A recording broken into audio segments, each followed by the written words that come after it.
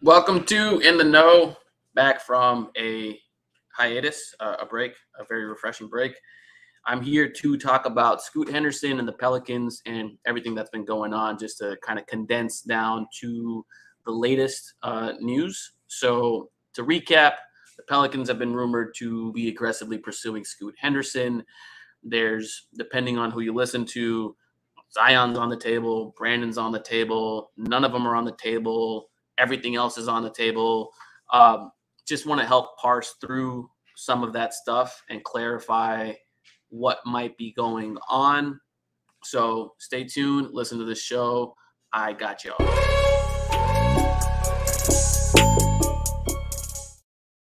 All right. Regarding the Scoot Henderson stuff, I believe the latest report from Sean Charania is the most accurate report.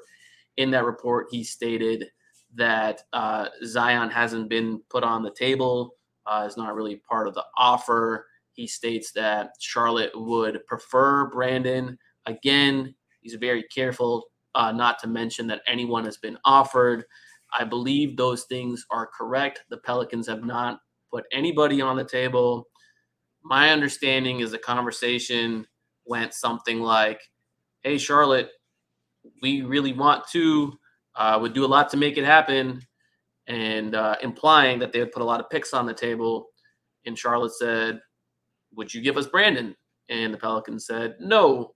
And I think both sides hung up. And since then, the media space has been pretty obfuscated with a bunch of stuff because Charlotte basically ran to the media and went, well, the Pelicans really want the second overall pick. They don't want to give up Brandon Ingram. Must mean Zion's being shopped, right? And so I think a lot of people have run with that kind of information and combined it with the fact that, like, I really, truly do believe the Pelicans internally like Brandon more than Zion. Obviously, they would never admit it because you don't want to admit who your favorite child is.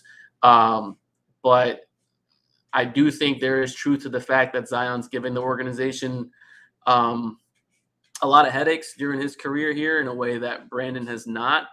And I don't think that means that they would happily or excitedly move off Zion or have put him on the table or would even, if push came to shove, depending on the deal, he would be the one to go. I just think that they like Brandon more, and that might play a role in the decision making.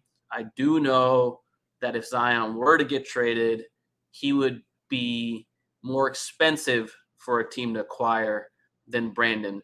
The Pelicans would be looking for a superstar type return because there is an understanding in the organization and around the league that he is the much better player.